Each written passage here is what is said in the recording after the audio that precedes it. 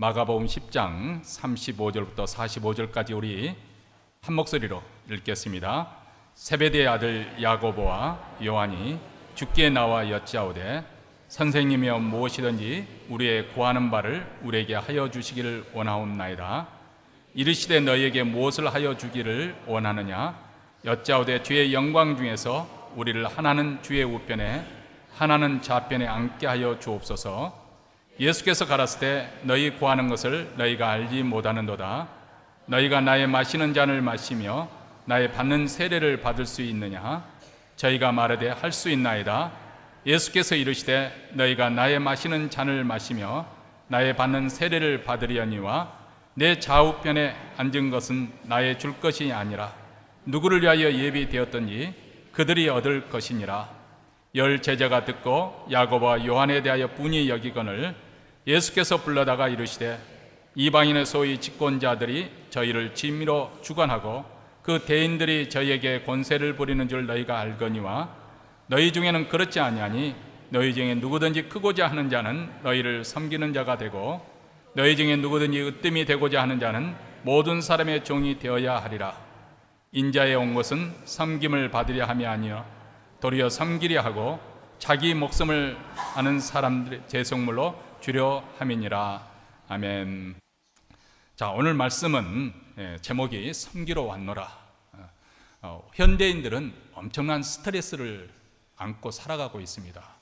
리차드 포스터의 말에 의하면 사람들이 스트레스 받는 가장 큰 이유는 다른 사람들을 너무 지나치게 의식하기 때문에, 그리고 자기 자신을 행복하게 하고자 하는 그런 욕망 때문에 스스로 많은 스트레스를 안고 살아간다는 거예요. 내가 혹시 사람들에게 무시당하지 않나? 아니 내가 대접받아야 되는데 대접받지 못한 그런 것을 신경을 쓰다 보니까 엄청난 스트레스를 안고 살아간다는 것이죠. 우리 기독교가 주는 가장 복음의 핵심은 무엇이냐? 우리에게 자유를 주는 것입니다.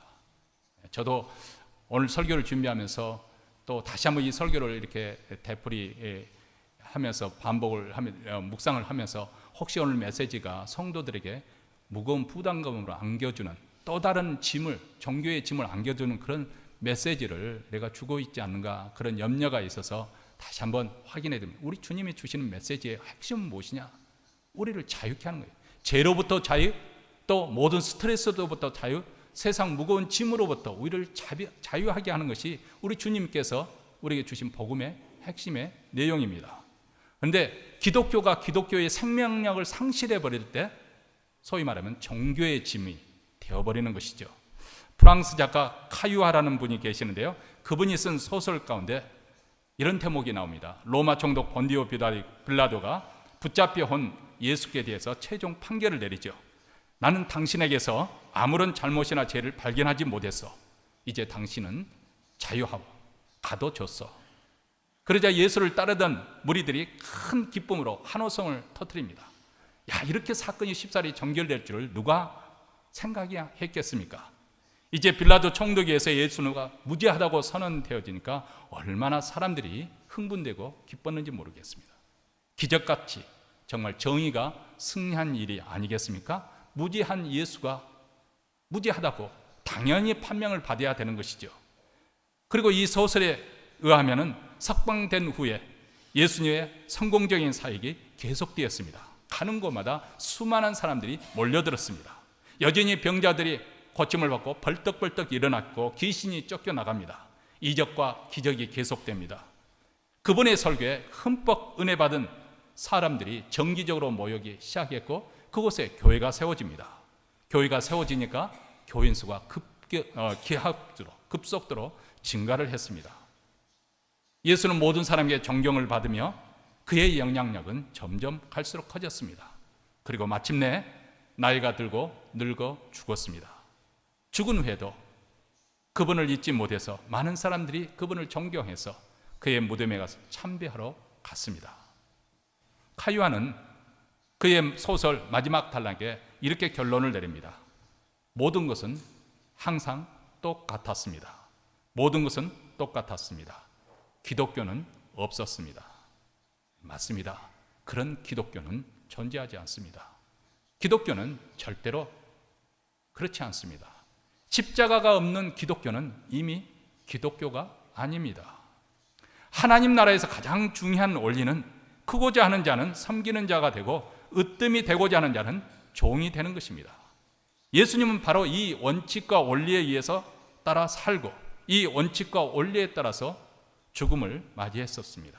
그분이 오신 것은 섬김을 받으려 함이 아니라 섬기려 하고 자기 목숨을 많은 사람의 대속물로 바치기 위함이었습니다. 친히 자신의 생명을 내어주신 것이죠. 바로 여기에 기독교의 생명이 있습니다. 예루살렘을 향하는 길에 예수님은 세 번째 순환에 대해서 예고를 10장 32절부터 34절에 이렇게 기록이 되어 있습니다. 그런데 예수는 메시아가 오면 이 메시아가 이스라엘에게 황금기를 불러올 것으로 그렇게 기대를 하고 있었기 때문에 예수께서 말씀하시는 그 순환, 메시아의 고난과 죽음에 대해서 예고를 할 때 그들은 이해하려고 하지도 않았었고 또 이해할 수도 없었습니다. 이게 참 같은 것 같아도 다릅니다. 우리가 대화를 할 때 보면은 어떤 사람 대화 소통이 잘 됩니다. 잘 되는 이유는 뭐냐면 상대방이 말하려는 그 포인트를 이해를 하려고 하기 때문에 왜 상대방이 저런 의도 가운데서 말을 하는가 이것까지 이해를 해주는 사람하고 대화를 하면 무슨 이야기를 해도 다 통해야 돼요. 물론 언제나 일치가 되는 것은 아니지만은 적어도 대화가 된다고 생각이 되어지는 거죠. 근데 어떤 사람하고 대화를 하면 대화가 전혀 되지 않는 사람들이 있어요. 어떤 사람일까요? 김영석 교수의 수필집을 읽어보니까 두 종류의 사람이 대화가 안 되더라는 거예요. 그 당시 예전에 한국에서 있던 말에 첫째는 운동권에 있는 사람들하고는 대화가 안 되더라는 거예요. 두 번째는 너무 보수적인 그런 신앙관을 가지고 있는 사람 대화가 또 안 되더라는 거예요. 왜냐하면 자기 자신만 옳다고 딱 생각을 가지고 있는 거예요. 다른 사람은 틀렸다고. 그러니까 무슨 이야기를 하더라도 절벽에 부딪히는 것처럼 벽에 부딪히는 것처럼 대화가 소통이 되지 않는 거예요. 저도 그런 경험을 하게 됩니다. 뭐 여러분도 마찬가지이기 때문에 어떤 분은 미처 이해하는 마음이 없어서 따라가지 못해서 이해를 할 수 없는 사람이 있는가 하면은 어떤 사람은 뻔한 사실인데도 불구하고 이해하려고 하지를 않는 거예요. 목사님 저는 이해할 수 없습니다. 이해할 수 없는 것이 아니고 이해하고 싶지 않는 거죠. 이해하고 싶지 않은 거예요. 그러면 대화가 안 되는 거죠. 막히는 거죠. 제자들이 그러한 상황이었어요. 예수님께서 분명히 예수님의 죽음과 부활에 대해서 예고를 하셨고 그것도 세 차례나 되풀이해서 예고했지만 제자들은 믿지를 않았죠. 현실적으로 그것을 받아들여요. 아니 예수님이 죽으시고 다시 부활하신 다음에도 여전히 의심하는 자들이 있었다고 성경은 기록하고 있습니다. 왜 그랬을까요? 이해하려는 마음이 없었기 때문에 그렇습니다. 그들이 기대했던 것은 예수님이 이제 예루살렘에 일성하기만 하면 드디어 자기들이 고대하던 메시아의 영광이 도래할 줄로 알았던 것이죠. 이런 분위기 속에서 세베대의 두 아들 바로 야고보와 요한이 예수께 나와서 무엇을 해 주시기를 구합니다. 예수께서 묻습니다. 너희에게 무엇을 하여 주기를 원하느냐? 그러자 그들이 답하기를 주의 영광 중에서 우리를 하나는 주의 우편에 하나는 좌편에 앉게 하여 주옵소서 이렇게 답합니다. 여기 보면 주의 영광 중에서라는 표현을 썼네요. 다시 말하면 예수님이 이제 예루살렘에 올라가면 왕이 그 영광이 보좌에 앉을 것이 아닙니까? 그때 자기들을 총리나 아니면 장관으로 세워달라는 것입니다. 근데 사실 이것은 무의미한 그런 의미 없는 요청이었죠. 왜냐하면 예수님께서 취하실 이 영광의 자리라고 하는 것은 성경에서 말씀하고 있는 이 영광의 자리라고 하는 것은 세상 그 권력의 정점에서는 그 보좌가 자리가 아니고 예수님께서 취하실 영광의 그 영광은 어떤 영광이었느냐? 성경에 의할 것 같으면은 바로 십자가입니다. 십자가의 자리입니다. 예수님은 주의 영광을 언제 분명히 드러냈을까요? 바로 십자가 위에서. 그 십자가를 바라볼 때마다 우리는 하나님의 죄인을 향한 우리 하나님의 사랑이 얼마나 크고 위대한 것인지, 나 같은 죄인을 사랑해서 독생자까지 내어주신 하나님의 사랑을 생각하게 되고 그 하나님의 거룩한 성품이 십자가 위에서 나타나기 때문에 우리 주님께서 예수님께서 드릴 수 있는 최고의 영광이 그 자리였고, 그리고 그런 하나님의 그 구원의 경륜이 성취된 것이기 때문에 우리 주님이 하신 그 행하신 그 십자가는 주님에게도 가장 영광스러운 그런 자리였습니다. 사실 예수님께서 이렇게 가장 영광스러운 순간을 맞이할 때 주님의 좌우에 함께 있었던 사람들이 있었습니다. 그들은 제자들이 아니었고 십자가의 처형을 함께 당하였던 범죄자들이었습니다. 그렇기 때문에 예수께서 다시 그 두 사람에게 묻습니다. 38절 말씀입니다. 예수께서 가라사대 너희 구하는 것을 너희가 알지 못하는도다. 너희가 나의 마시는 잔을 마시며 나의 받는 세례를 받을 수 있느냐? 실상 예수께서는 이렇게 말씀하신 것이죠. 너희들은 너희가 구하는 것이 무엇인 줄 그 내용이나 알고 그런 부탁을 하고 있는 것이냐? 이렇게 말하고 있는 것이죠. 예수님께서 마실 잔, 그리고 예수께서 받으실 세례는 무엇을 의미하냐면 바로 죄인들에게 쏟아 부어질 하나님의 진노, 공의로우신 진노와 무서운 심판의 내용입니다. 우리 대신에 하나님의 심판을, 하나님의 그 진노의 잔을 우리 주님께 다 마시고 그것을 다 담당하시는 자리가 십자가의 자리지 않습니까? 이렇게 예수님이 자신의 희생을 통한 이루실 대속의 죽음에서 말씀하시지만 그들은 여전히 깨닫지 못하죠. 그래서 이 잔을, 이 세를 너희도 먹고 마실 수 있느냐 하니까 우리가 하겠습니다, 이렇게 답변을 합니다. 이 장면을 본 우리는 마치 고구마를 먹다가 얹힌 것처럼 답답하지 않습니까? 그런데 이런 제자들을 우리가 비웃기보다는 우리도 신앙생활을 한다고 하지만 정말 사각지대, 내 자신도 미처 보지 못하는 진리를 놓치고 있는 부분은 없는지 오늘 말씀을 통해서 한번 우리 자신을 다시 한번 이렇게 말씀에 의해서 조명해보고 또 돌아볼 수 있는 시간이 되었으면 참 좋겠습니다. 사실 현대인들은 영적인 삶이나 내면적인 삶에 대해서 거의 관심이 없습니다. 그들이 관심을 갖고 있는 것은 외형적으로 드러나는 것, 그리고 물질, 이것들에 관심이 많죠. 만약 현대 그리스도인들이 하나님 예수님께 나와서 간구하는 내용은 우리가 아마도 세 가지로 압축할 수 있을 것 같아요. 잘 살고 싶고, 건강하고 싶고, 오래 살고 싶고, 더 날씬해지고 싶다. 아마 이 세 가지로 압축할 수 있지 않을까 생각합니다. 그런 관점에서 보면 그들이 우리가 요구하는 그런 욕망하는 바가 야고보와 요한과 별다른 차이가 없어 보입니다. 부자가 되게 해주세요. 건강해서 오래 살게 해주세요. 그리고 좀 더 날씬하게 해주세요. 이거 아니겠어요? 물론 제가 좀 과장한 부분이 있겠지만 핵심은 그거 아니겠습니까? 현대인들이 다 성공의 사닥다리에 한 계단 한 계단 올라가서 그것을 가장 잘 사는 길이라고 그렇게 철석같이 믿고 있습니다. 그래서 많은 것을 소유하는 것이 그들은 성공의 길이라고 생각하고 있고, 경쟁을 통해서 남을 누리고서라도 앞서가는 것, 그리고 내가 어떤 업적을 쌓거나 또 내가 구하고 목표했던 것을 성취하는 것이 우리 인생의 성공의 중요한 평가 기준이 되는 것이죠.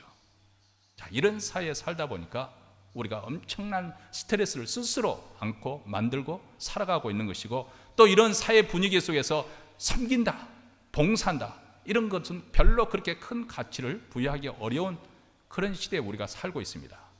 그런데 42절을 보시기 바랍니다. 42절, 예수께서 불러다가 이르시되 이방인의 소위 집권자들이 저희를 임의로 주관하고 그 대인들이 저희에게 권세를 부는 줄 너희가 알거니와. 자, 여기에서 말씀하려고 하는 것은 이 세상에서 리더십을 행사하는 자들의 그들이 그 어떤 모습으로 이 세상에서 그들이 하고 있는지 그것을 상징하는 그런 단어들이 여기에 등장하고 있어요.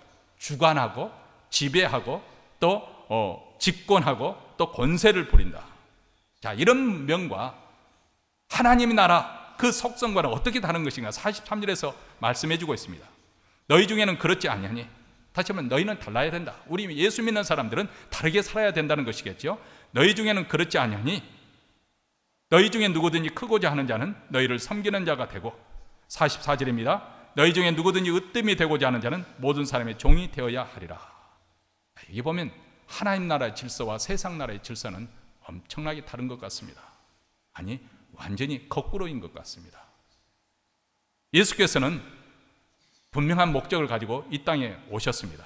그리고 이를 위해서 사셨고 이를 위해서 죽으셨습니다. 45절에 예수께서 이 땅에 오신 그 목적이 분명히 드러나 있습니다. 한 목소리 읽습니다. 인자에 온 것은 섬김을 받으려 함이 아니라 도리어 섬기려 하고 자기 목숨을 많은 사람의 대속물로 주려 함이니라. 예수께서는 하나님의 아들이시지만은 하나님의 아들로 대접을 기대하면서 오신 것이 아니라 처음부터 섬기러 왔느라. 오직 섬기기 위해서 살 것이고, 그리고 심지어는 섬기기 위해서 대속물로 주려 한다. 죽음을 말하고 있는 것입니다. 섬기려 왔고 섬기며 살고, 그리고 섬기기 위해서 희생의 대속물로 죽음을 맞이하셨습니다. 확실한 우리 주님의 목적이 있었고 그대로 사셨던 것이죠. 이것이 바로 하나님의 나라의 질서에 따르는 것이기 때문이었습니다. 여러분, 사실 예수 믿지 않는 사람들은 이 천국 질서에 따라 살 수가 없죠. 아니, 그들은 이해조차 할 수가 없을 것이고, 이해했다 하더라도 이것을 이해하기를 거부할 것입니다. 생각을 해보시기 바랍니다. 크고자 하는 자는 섬기는 자가 되고, 으뜸이 되고자 하는 자는 모든 사람의 종이 되어야 한다는 말, 어떻게 생각하는가 그들에게 물어보십시오. 그러면 그들은 말할 거예요. 그게 온전한 정신으로 하는 말이냐고 물어볼 것입니다. 내가 돈을 벌고 내가 출세를 하고 성공하는 목적이 무엇인가? 한마디로 세상에서 무시당하지 않고 떵떵거리고 남에게 대접을 받기 위해서 그런 거 아니겠어요? 남에게 부림을 당하는 것이 아니라 내가 남을 부리며 살 수 있다면, 그렇게 살 수 있다면 그것이 바로 우리가 원하는 바가 아니겠어요? 좀 민망한 이야기이긴 하지만 오래전에 있었던 이야기예요. 한국에 아주 대표되는 그런 재벌의 대통령 후보로 출마를 했습니다. 고령임에도 불구하고 이제 나이가 들어서 잘 배변 조절 안 하니까 기저귀를 차면서 아마 선거 유세에 돌입했다고 그런 이야기를 제가 뒷이야기를 들었습니다. 이것도 뒷이야기예요. 뭐 사실로 확인된 것은 아닙니다. 뭐 재밌으라고 이야기 들은 것이 아니고, 세상이 어떤 세상인가, 우리가 살고 있는 세상을 정말 적나라하게 한번 툭 까놓고 말씀을 드리려고 하는 것이죠. 그래서 그 당에는 대표되는 교수 출신의 의원이 그 대통령 후보 되는 그분에게 권면을 했습니다. 대통령이 이제 후보가 되셨는데 사생활을 좀 정리를 해서 좋지 않은 소문 없애도록 그렇게 하십시오. 그 이유는 이분이 돈이 많으니까, 재벌이니까 젊은 연예인들, 뭐 이런 저런 여자들을 자꾸 이렇게 그런 일들이 이제 있기 때문에 신문 기자들이 모르는 바가 아니죠. 돈 먹고 입을 딱 다물고 있었기 때문에 이제 언제든지 상대방이 그것을 가지고 폭로할 수 있는 거니까 좀 정리 좀 하십시오. 그렇게 요청을 했다고 합니다. 그러자 그 재벌이 하신 말씀, 내가 돈 버는 목적이 뭔데? 다 이러자고 내가 그러는 것인데, 이렇게 살려고 내가 돈을 버는 것이지, 그 맛에 내가 사는 것이지, 이렇게 말을 했다는 거예요. 저는 그분을 비난하려고 지금 말씀드린 거 아니에요. 노골적으로 표현해서 세상 사람들은 다 그런 목적으로 살아갑니다. 자기 존재를 나타내고 대접받고 인정받고 박수갈채 받고 하고 싶은 대로 하고 살려고 그렇게 그런 목적으로 살아가는 거죠. 근데 만약 이런 세상 질서를 뒤집어서 거꾸로 살아가면 누가 살 수 있겠습니까? 그렇기 때문에 천국 질서에 따라서 사는 사람들은 오직 영적으로 거듭난 사람들만이 정말 예수를 본질적으로 예수 믿는 것 무엇인가 깨닫고, 그리고 성령의 도우심을 받은 사람들만이 그 길로 살 수 있는 것이지, 어떤 윤리 도덕 차원에서 이렇게 좋은 일이니까 이렇게 해야 된다, 그렇게 해서 사라지는 것이 아니라 그 말입니다. 그럼에도 불구하고 우리 그리스도인 된 우리에게 이 섬김의 삶은 여전히 숙제이고 쉽지 않은 일이기도 합니다. 그 이유가 무엇일까요? 왜냐하면 이기심이나 경쟁심이나 비교의식이나 이런 장애물들이 도사리고 있기 때문에 그렇습니다. 우리 신앙생활 자체 가장 어려운 그 장애물 중에 하나가 바로 자기중심적인 이기심입니다. 우리 인간이 타락한 이후에 찾아온 하나님 중심으로 하나님의 영광을 위해서 살아야 되는데, 자기를 우주의 중앙에 놓고 자기 중심으로 살고 자기 중심으로 판단하는 이 기준이 되어버린, 이게 현대인들이 어떻게 변해가는 모습을 미국 그 나온 출간된 잡지 제목이 참 흥미롭습니다. 현대인들이 너무 자기 자신에 초점을 맞추고 있는데, 미국에서 40년대 50년대 때 라이프 잡지, 여러분들도 기억하고 있을 것입니다. 지금은 폐간이 되었지만은 그 생생한 현장에서 찍은 사진을 통해서 전 세계에 그렇게 늘 화제거리를 제공했던 잡지였습니다. 라이프라는 잡지였어요. 그 다음 70년대에는 피플이라는 잡지가 나왔습니다. 그러다가 조금 지나서는 어스, 우리라는, 피플이라는 것은 사람들이라는 거 아니에요? 근데 어스는 우리라는 그런 잡지가 있는데, 이제 점점 축소가 이렇게 범위가 좁아지는 거죠. 그 다음에 나온 잡지가 셀프, 자아라는 그런 잡지가 나왔습니다. 자기 자신만을 생각하고 자기 중심적이고 이기적인 현대인들의 그런 특성을 드러내 보이고 있는 것이 아닌가 생각이 되어집니다. 성경에도 보면 말세에 가까울수록 자기 사랑이 극치에 달할 것을 말씀을 합니다. 저들이 자기를 하나님보다 더 사랑하고 쾌락을 하나님보다 더 사랑하고 돈 사랑이 하나님보다 더 사랑하는 자기 사랑, 이것이 우리 신앙인들에게도 여전히 가장 큰 장애물이 되는 것이죠. 이것이 바로 우리로 하여금 섬기는 삶을 살지 못하도록 우리의 발목을 잡습니다. 두 번째, 섬기는 삶을 방해하는 것은 경쟁심이죠. 여기 보면 야고보와 요한이 자기들을 오른팔 왼팔로 써달라고 이렇게 미리 부탁을 넣죠. 이 말을 들은 제자들이 야, 잘됐다 축하해 줍니까? 열을 받았습니다. 41절 말씀입니다. 열 제자가 듣고 야고보와 요한에 대해 분이 여기거늘, 아주 뚜껑이 확 열렸다는 것이죠. 그들은 3년 동안 예수님을 함께 다니면서 보고 배웠습니다. 생생한 현장 교육을 받으면서 예수님의 인격과 말씀을 통해서 배웠습니다. 그럼에도 그들의 본능 속에 감춰있는 그 속마음, 욕망은 변하지 않았습니다. 그것은 내가 남들보다 앞서야겠다는 것이죠. 속마음은 그렇지만은 그들 마음도 다 똑같았어요. 그런데 차마 예수님께 그것을 표현하지 못했던 것이죠. 그런데 그만 야고보와 요한이 치고 나온 것이죠. 우리가 예수님에게 더 남들보다 사랑을 받았으니까 우리가 이거 요청해도 괜찮을까 하고 말한 거예요. 그러니까 남은 제자들은 아차 싶었죠. 내가 선수를 빼앗겼구나. 그리고 저들을 향해서 분했고 또 화가 났었겠죠. 여러분, 우리가 살고 있는 자유민주국가의 이런 사회에서는 경쟁을 자연스럽게 받아들이고 있고 또 경쟁을 통해서 어느 정도 효과를 거두고 또 발전하기도 합니다. 일시적인 효과를 가져오죠.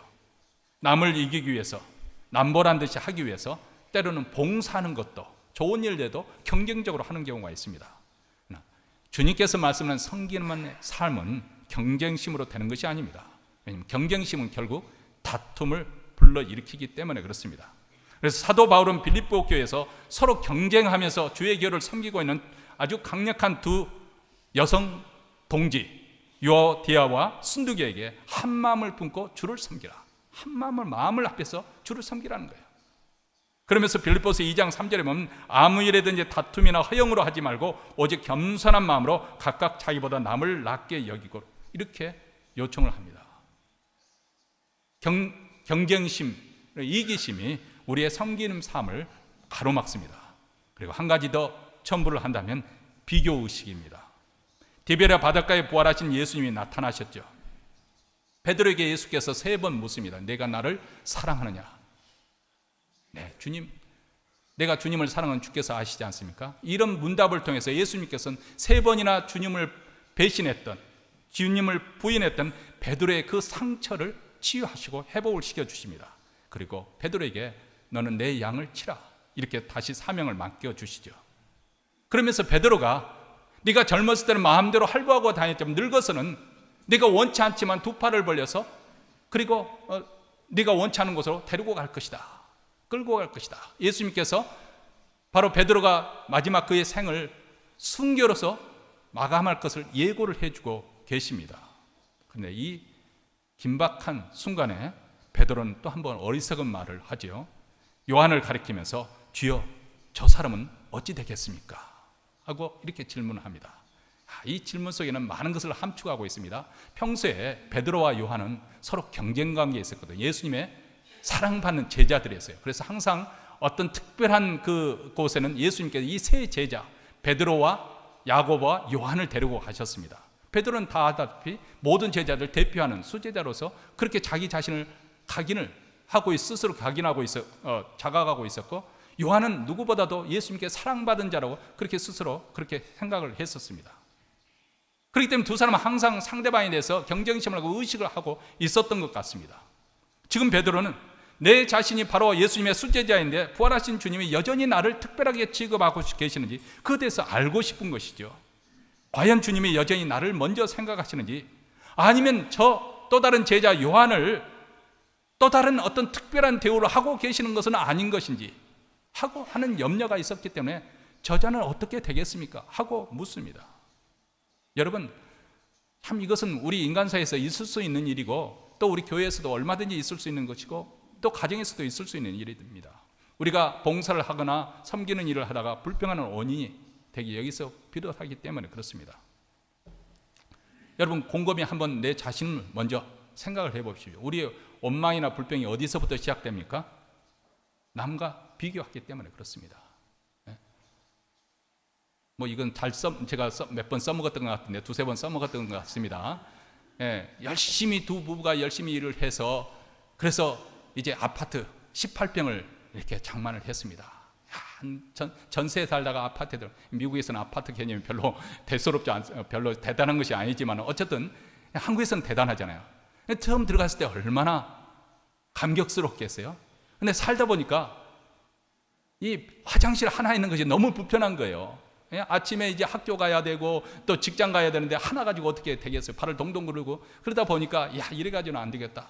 그래서 아무것도 먹지 않고 아무것도 쓰지 않고 어떻게 해가지고 이제 그 다음에 뭐 24평인가요? 뭐 하여간 그렇게 또 들어갔습니다. 그때는 얼마나 넓어 보이겠어요? 그 다음에 또 열심히 또 노력을 해서 32평으로 넘었어요. 야 세상이 다 얻은 것 같죠. 아마 며칠 동안 잠이 안 왔을 것 같아요. 그러다가 이제 동창회 모임이 있다 해서 오랜만에 치장을 하고 연지곤지 찍고 가봤어요. 가서 열받고 돌아오는 거예요. 아니 그런데 학교 다닐 때는 여고생 때 그렇게 지지리도 못했던 저 지지배가 남편을 잘 만나가지고 완전히 외제차에다가 그냥 명품 가방에다가 와가지고 이렇게 자랑을 하는데 유세를 하는데 그것 보고 열받고 돌아와서 집에 와보니까 이전에는 동창회 가기 전에 32평이 가장 넓게 보이는데 학고방 같이 코딱지 같이 저기가 보이는 거죠. 그래서 그날 밤에 남편과 대판 싸웠다는 거 아니겠어요? 이 비교하는 데서 원망과 불평이 시작하는 거예요. 남을 의식하기 때문에. 물론 우리는 이것저것 투덜댈 만한 이유들이 많이 있습니다. 나보다 다른 사람이 더 우대받는 것처럼 보이죠. 다른 사람이 나보다 더 좋은 조건을 많이 가지고 있는 것이 보입니다. 나보다 더 많이 가지고 더 좋은 위치에 있습니다. 심지어는 교회마저도 나보다 다른 사람을 더 인정해 주는 것처럼 느껴질 수가 있습니다. 그래서 때로는 하나님이 불공평하신 것이 아닌가 그런 의심이 들기도 합니다. 거두절미하고 우리 주님은 이런 비교 의식에 대해서 아주 단호하게 말씀하십니다. 내가 다시 올 때까지 요한을 살도록 할지라도 이것이 내게 무슨 상관이냐. 사실 이 말씀대로 제자 요한은 나머지 11 제자들은 다 순교를 당했는데 이 제자 요한은 순교는 당하지 않고 고난도 많이 겪으셨지만은 거의 백세가 되도록, 백세가 넘었는지 모르겠습니다만 장수한 그런 삶을 살았다고 합니다. 근데 예수님의 말씀의 요전의 얘기입니다. 내가 다시 돌아올 때까지 살려둔다, 영원히 살도록 살려둔다 할지라도 내가 상관할 바가 아니다. 너는 내 일을 하라. 내가 받은 그 사명에만 너는 충성하라, 충실하라. 이것입니다. 여러분, 우리가 종종 이웃을 섬기거나 교회에서 봉사를 하거나 또 사회에서 섬기는 삶을 살 때 이 비교, 남과 비교할 때 우리가 자칫하면 실족할 수가 있습니다. 자, 그렇다면 우리 마음속에는 이 비열한 이기심과 경쟁심과 비교의식이 가득한데 어떻게 남을 섬길 수 있는 것이 가능한 것인가? 어떻게 이런 장애물을 뛰어넘을 수가 있는 것인가? 그것은 십자가가 있기 때문에 가능한 것입니다. 예수님의 십자가의 사건은 오늘 2000년이 지난 오늘 현대에 사는 우리에게도 여전히 우리에게 체험되는 그런 사건입니다. 나의 십자가의 사건입니다. 왜냐하면 나와 주님은 세례를 받음으로써 한 몸이 연합이 되었기 때문에 그렇습니다. 나의 옛 성품은 예수님의 십자가와 함께 못 박혔습니다. 그리스도 예수의 사람은 육체와 함께 그 정과 욕심을 십자가에 못 박았느니라. 우리가 다른 사람을 섬길 수 있는 그런 삶의 비결은 우리 마음속에 도사리는 이기심과 경쟁심, 비교의식을 십자가에 못 박아 버렸기 때문에 못을 일단 박아버리면 아무리 발버둥을 쳐도 소용이 없는 것이죠. 그 나무에 그 대못으로 못을 박아버리면 뜨거운 태양빛 아래서 서서히 굶주려 가며 또 타는 목마름으로 그렇게 말려 죽어가는 거죠. 이렇게 우리 그리스도인들은 이기심과 경쟁심과 비교의식을 십자가에 못 박아 버렸습니다. 이제는 그리스도께서 나를 주장하시기 때문에 겸손한 마음으로 각각 자기보다 남을 낮게 여기고 각각 자기 일을 돌아볼 뿐더러 또한 각각 다른 사람의 일을 돌아보게 되는, 이것이 바로 그리스도의 마음, 그리스도의 심정을 가지고 사는 성도의 모습입니다. 이것이 남을 섬길 수 있는 근거가 되는 것이죠. 우리 그리스도인들은 예수님을 주라고 고백하고 그 주님의 뒤를 따라가는 제자들이죠. 자, 그렇다면 신앙의 연륜이 쌓이면 쌓을수록 우리 모습 속에는 더 주님을 닮은 모습을 나타내야 할 것입니다. 오래 믿어오면 더 숙성된 그런 모습으로 예수의 인격이 느껴져야 하겠지요. 물론 사람마다 성장과 그 성숙의 속도가 다를 수가 있고 또 각자 사인이 있기 때문에 얼마만큼 변화되는지 그 정도 차이는 있습니다.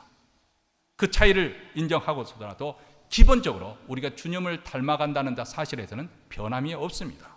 그런데 간혹 우리의 모습 속에서 당혹스러운 그런 모습이 돌출됩니다. 그것은 그리스도를 닮은 모습이 아닌 예수님을 대적했던 바리새인들의 모습이 우리 모습 속에서 발견될 수 있다는, 얼마나 황당한 일이게 되겠습니까? 바리새인들이 누구입니까? 예수님을 대적했던 사람들입니다. 근데 예수님의 제자가 주님을 닮지 아니하고 예수님을 대적했던 그 바리새인들의 모습을 닮아간다면 얼마나 아이러니한 일이 되겠습니까? 사실 바리새인들은 그 당시 우리들처럼 정통파 신앙, 보수적인 신앙생활을 하던 사람들이었습니다. 아니요, 훨씬 우리보다도 더 신앙생활을 철저히 잘했던 것 같습니다. 저들은 엄격하게 종교 규율을 지켰고 안식일을 철저하게 지키고 음식도 정과 부정을 구별하면서 먹었고 일주일에 2번씩 금식하고 11조 생활을 했습니다. 이렇게 신앙생활을 잘하는 사람이 어디 있겠어요? 그런데 묘하게도 그들의 삶 속에서 발견될 수 없는 것이 있었는데 섬김이 없었어요. 섬김이. 왜 그랬을까? 왜 그들의 삶 속에 섬김을 발견할 수 없었을까?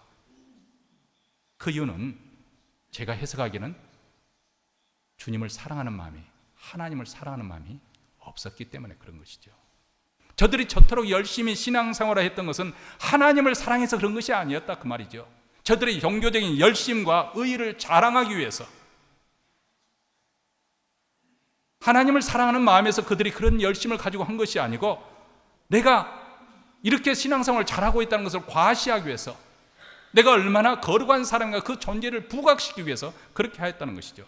하나님을 사랑하는 마음이 없으니까 자연히 이웃을 사랑하는 마음도, 그럴 만한 동기도, 그럴 의지도, 그런 열정도 없었던 것이죠. 그 대신 저들은 정통파이고 계율을 잘 지키는 나의 열심과 수고를 사람들이 인정해 주기를 바랬고 사람들이 박수 쳐주고 대접해 주기를 기도했습니다. 이것이 바로 바리새인들의 삶의 내용입니다. 그래서 저들은 주님의 사랑이 없었기 때문에 그 사회의 약한 자들, 소외된 자들, 가난한 자들을 섬기기 위해서 내려가는 일도 결코 일어나지 않았습니다. 우리 신앙의 연륜이 더해가면 더해갈수록 우리는 우리 주님의 모습을 닮아가야 됩니다. 근데 이상하게도 신앙의 연륜이 더해질수록, 교회 직분을 가지면 가질수록 이상하게 바리새인을 닮은 모습이 종종 우리에게 나타나는 이 당혹스러운 일을, 어디서부터 잘못이고 어디서부터 꼬인 것일까요? 저는 그 이유를 한 가지로 확실하게 짚어서 말할 수 있다면, 자신의 위치를, 자신이 어디에 서야 할 자리인 그 위치를 확인하지 못하고 신앙생활을 하고 있기 때문에 그런 것이 아닌가 생각이 되어집니다. 요한복음 13장 16절에 이렇게 말씀합니다. 내가 진실로 진실로 너희에게 이르노니 종이 상전보다 크지 못하고 보냄을 받는 자가 보낸 자보다 크지 못하니. 그렇죠? 종이 아무리 유능하고 똑똑하대도 여전히 주인의 권세 아래에 있는 것이죠. 그리고 보냄을 받는 자는 보낸 자의 그 권세 아래에서 그 지시를 받고 가는 것이니까 당연히 보낸 자보다 크지 못하는 건 당연한 이야기입니다. 여기에 보면 예수님께서 우리에게 말씀하는, 우리가 서야 할 자리가 어딘가 명확하게 우리에게 지시를 해주고 있습니다. 종이 상전보다 크지 못하고 보냄을 받는 자가 보낸 자보다 크지 못합니다. 우리 상전이신 주님께서는 그런데 섬기셨습니다. 우리를 보내신 주님이 섬기셨는데, 그렇다면 우리가 어떤 위치에, 어떤 자리에 서야 되겠습니까? 대접을 받는 자리에 서는 것이 주님을 잘 섬기는 길이겠습니까? 아니면 주님처럼 나도 내려가서 남을 섬기는 자리가 주님을 닮아가는 길이겠습니까? 그리스도께서는 우리를 섬기기 위해서 자신의 몸을 대속의 제물로 내어주셨습니다. 그래서 우리가 영생을 받았습니다. 하나님의 백성이 되었고, 하나님 백성된 우리는 이제는 자원해서 왕이신 그리스도를 섬기게 되는 것이죠.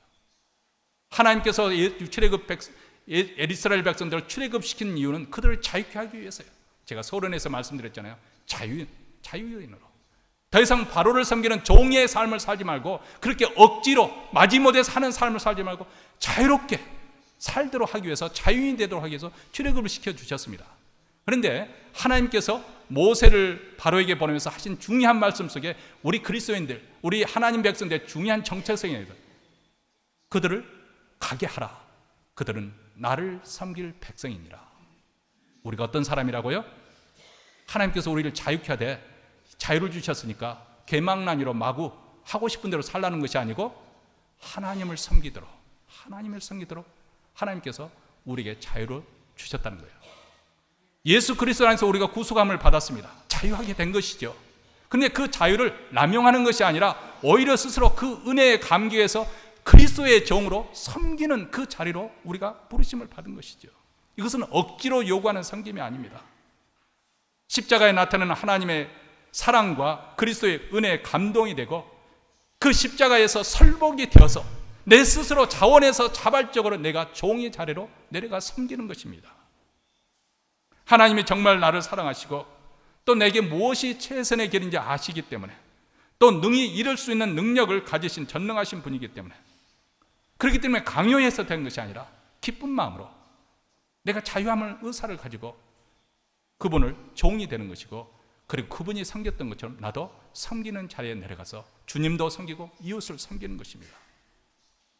종은 내가 누구를 섬길 것인지, 언제 섬길 것인지, 어떻게 섬길 것인지 결정하는 결정권을 가지고 있지 않습니다. 누가 가지고 있을까요? 주인이 가지고 있는 거예요. 다시 말하면 여러분이 가정에서든지 교회에서든지 사회생활에서든지 직장에서든지 누구를 섬길 것인지, 어떻게 섬길 것인지, 언제 섬길 것인지 누가 결정을 합니까? 주인 되시는 예수 그리스도, 주님이 결정하시는 거예요. 이런 종의 정신을 가지고 섬길 때 비로소 우리에게 기쁨과 평강과 자유함이 찾아옵니다. 그 전까지만 하더라도 우리가 직장에서 내가 열심히 일했는데 왜 저 아무개보다 대접을 더 못 받는가? 왜 페이가 더 적은가? 왜 나는 승진이 안 되는가? 이런 것으로 왕창 스트레스를 받습니다. 교회에서도 그렇습니다. 내가 봉사를 이렇게 했는데 왜 성도들 나를 인정하지 않고, 이 목사도 왜 나를 그렇게 공을 수고했다고 인정해 주지 않지? 섭섭한 마음이 들지요. 직장에서뿐만 아니라 가정에서도 그런 일이 일어날 수가 있어요. 근데 여기서 진정으로 자유와 해방을 느끼고 그리고 기쁨을 느끼려면은 그리스도의 종이 되는 거예요.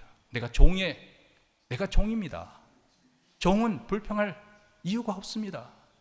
우리 주님이 결정권을 가지고 하시는 대로 기쁨으로 하면 되는 것이죠. 여기에 스트레스가 받을 이유가 없는 것이죠. 더 이상 사람들의 시선과 칭찬에 연연하지 않습니다. 섬김의 결과가 어떻게 나타나는 것에 대해서 거기에 자유합니다. 섬김 그 자체에 만족과 기쁨을 얻습니다. 그렇기 때문에 행복한 것이죠. 그리고 이 길은 주님이 가신 길이고 주님이 인정하신 길입니다. 신앙생활의 가장 중요한 싸움은 바로 여기에 달려 있습니다. 내 타락한 본성은 대접받기 원하고 행세하기 원하고 생색받기 원하고 내게 원하고 사람들의 주목받기를 원합니다. 그런데 섬김의 자리로 내려가는 것입니다. 우리 주님이 허리에 수건을 두르시고 섬기셨기 때문에, 그런데 그분이 주가 되십니다. 우리는 그분의 종입니다. 종이 주인보다 더 대접을 받을 수가 없지요. 이것을 너희가 알고 행하면은 복이 있으리라. 우리의 진정한 신앙싸움은 여기 아니겠습니까? 할 수만 있다면 우리가 씨름 내 자신을 복종시키더라도 이 섬김의 자리, 종의 자리로 내려가는 거죠. 이것을 일생을 두고 부단히 씨름하면서 우리가 노력해야 될, 성취해야 될 그 싸움입니다. 왜냐하면 이 길만이 우리가 주님을 닮아갈 수가 있고, 그리고 진정 주님을 쫓아가는 제자의 길이기 때문에 그렇습니다. 죄로 말미암아서 지금까지 세상은 뒤틀린 질서 가운데 피해의 역사로 점철되어 왔습니다.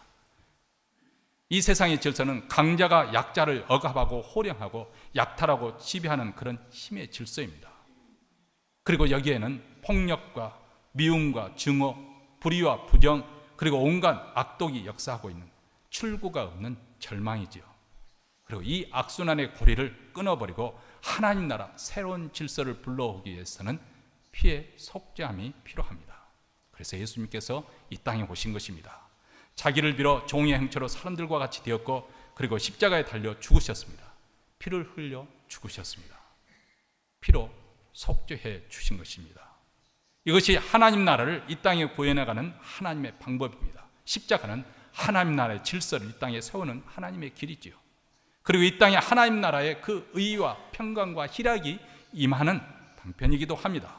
구약 성경 이사야 선지자는 새 질서가 오는 것을 보면서 미리 내다보면서 이렇게 표현했습니다. 이리와 어린 양이 함께 먹을 것이며 사자가 소처럼 짚을 먹을 것이며 뱀은 흙으로 식물을 삼을 것이니 나의 성산에서는 희함도 없겠고 상함도 없으리라. 진정한 샬롬, 이루어지는 나라, 바로 하나님의 나라입니다. 그리고 우리는 그 하나님 나라, 완성된 하나님 나라가 도래하는 예수 그리스도의 그날, 그때까지 이 길을, 이 하나님 나라의 질서를 이 땅에서 구해내 가며 사는 것입니다. 내 몸으로 그것을 실천해 가면서 그 하나님 나라를 앞당겨서 맛을 보고 사는 거지요. 하나님 나라의 그 의와 평강과 기쁨을 이 땅에서 누리고 사는 것이죠. 근데 그것을 충만하게 느낄 수 있는 길이 무엇인가? 바로 주님처럼 섬김의 길로 내려가는 것입니다. 오늘 말씀을 통해서 여러분 한 가지 사실을 분명히 깨닫게 되기를 바랍니다. 이 세상에 가장 행복하고 기쁨을 누리고 사는 사람들은 남을, 이웃을 섬기는 사람들이라는 사실입니다.